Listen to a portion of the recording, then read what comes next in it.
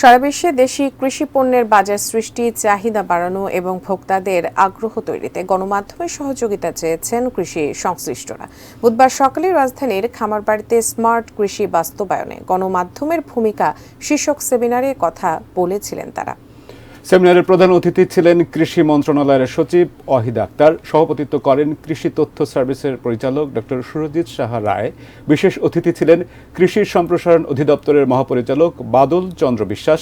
বক্তারা বলেন, স্মার্ট কৃষিতে সেচ, মাটি, পানি, আলো, আর্দ্রতা, তাপমাত্রা ব্যবস্থাপনা ভালো হয়, ক্ষতিকর পোকামাকড় ও রোগ দমন সহজ হয়, বাজার ব্যবস্থাপনাও ভালো হয়।